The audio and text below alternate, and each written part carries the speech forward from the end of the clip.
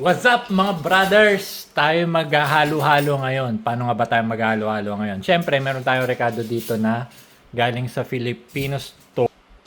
Yan. Corn, halayang ube, pero parang spread siya. Tapos ito, halo-halo na may beans, nata, beans ulit, tapos ano ba to, langka. Yan. And syempre, yung gatas. Syempre, hindi naman mawawala yung ice crusher natin. Dito sa Australia, wala tayo nung mano-manong ginaganon. Wala tayo noon. Ang meron lang, eto. So, di ba? Ice crusher yan. Mukha siyang blender, pero ice crusher yan. Dito ilalagay yung yelo.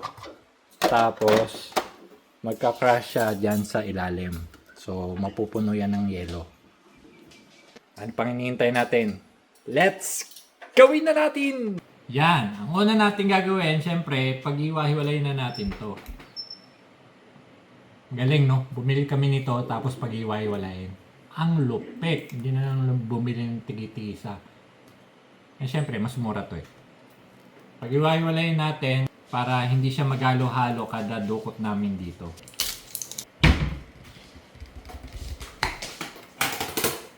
Ito yung makapuno.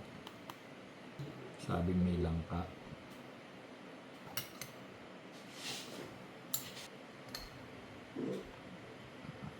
Yan. Oh. Iwahiwalay na.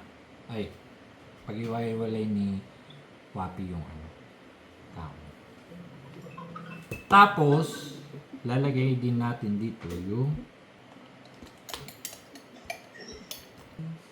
ito.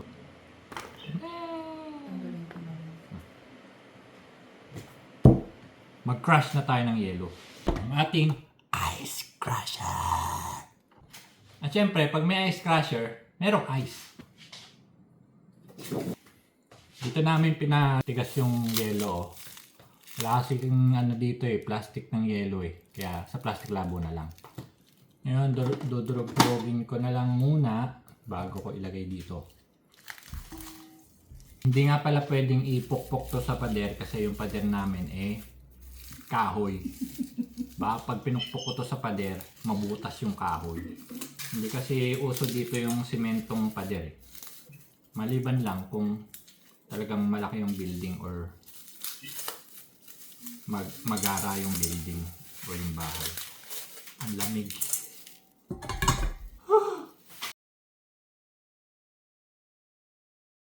Yan, medyo durog na yung yelo natin. Lagay na natin. Mekos-mekos na natin na minsan. Sumusnog. Let's start. Ito yung yan. Yan yung pagtanggal niyan. Tapos paglagay. Tapos lock. Pag nakalock na yan, siyempre dapat sakto yung linya. Mekos na!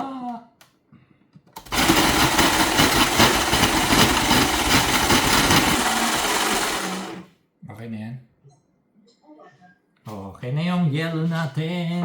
Ang gagawin natin ay halo-halo na malachowking. Nasa mangkok yun.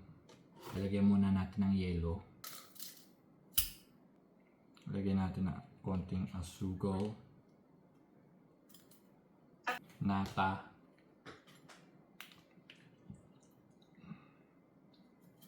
Mango.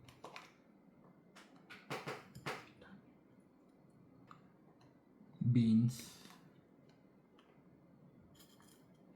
Kaong. Mais.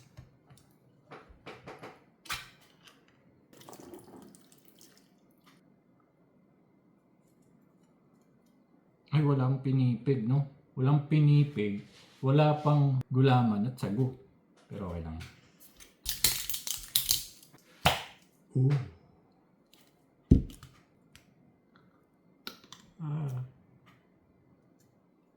Ice cream. Tapos tilapia laman. Joke lang. Cream. Gatas. O, di ba? Easy open. Ganyan kalupit dito sa Australia.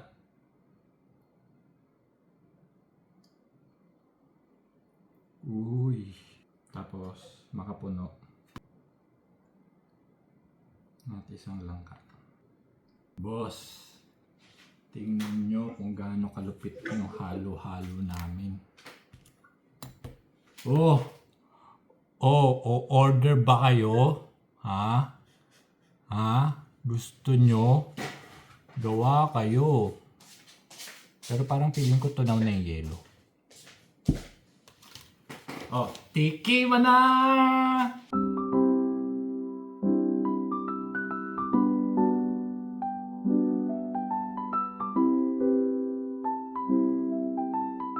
Haluin na natin!